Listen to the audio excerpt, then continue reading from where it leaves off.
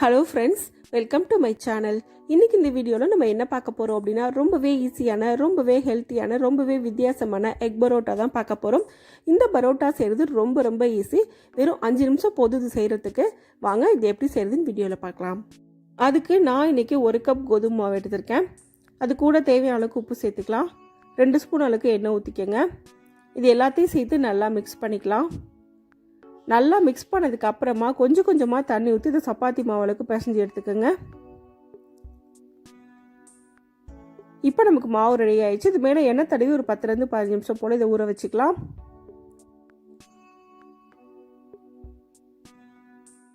அடுத்து நான் 2 முட்டை எடுத்துர்க்கேன். ஒரு பவுல்ல உடைச்சு ஊத்திக்கிறேன்.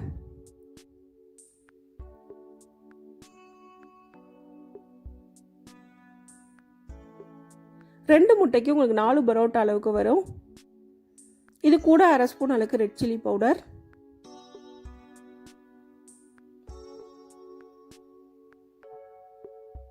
தேவையான அளவுக்கு உப்பு,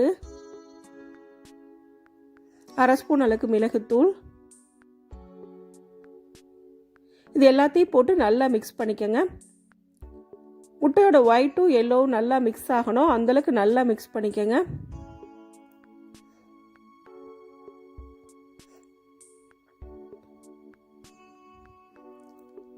இப்போ நல்லா மிக்ஸ் பண்ணியாச்சு. இப்போ இது கூட 1/2 ஸ்பூன் அளவுக்கு கரம் மசாலா ஆட் பண்ணுறேன். கூடவே பொடியா நறுக்குன கொத்தமல்லி கருவேப்பிலை ஆட் பண்ணிக்கங்க.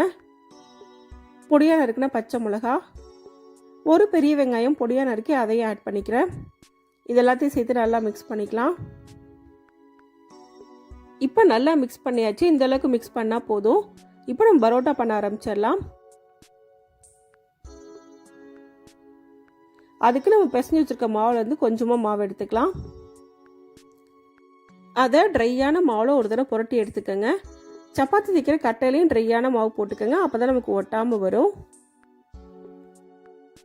இப்போ இதை நான் சப்பாத்தி மாதிரி தேய்ச்சிக்கிறேன்.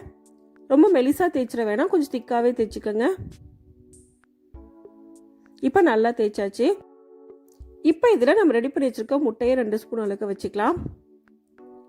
ரொம்ப அதிகமாக வச்சோம் அப்படின்னா வெளியில் வர ஆரம்பிச்சிடும். 2 ஸ்பூன் வச்சிங்கனாவே போதும்.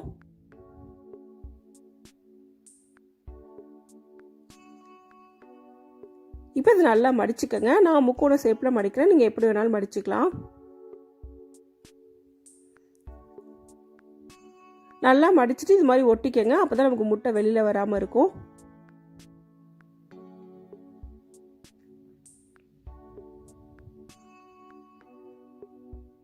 இப்போ இதை எடுத்து நம்ம தோசை கல்ல போட்டு 2 பக்கமும் நல்லா குக் பண்ணி எடுத்துக்கலாம்.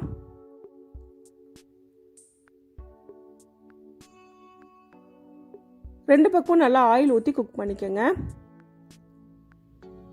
இப்போ ஒரு சைடு வந்ததுக்கு அப்புறமா அடுத்த பக்கம் நான் திருப்பி போட்டிருக்கேன். 2 பக்கமும் இதே மாதிரி கோல்டன் ப்ரௌன் கலர் வந்ததுக்கு அப்புறமா நம்ம இதை வெளியில் எடுத்துடலாம். இதே மாதிரி எல்லா பரோட்டாவையும் செஞ்சு எடுத்துக்கோங்க. இப்போ நமக்கு ரொம்பவே ஹெல்த்தியான எக் பரோட்டா ரெடி ஆயிடுச்சு. இந்த ரெசிபியை இதே மெத்தடில் நீங்களும் செஞ்சு பாருங்கள்.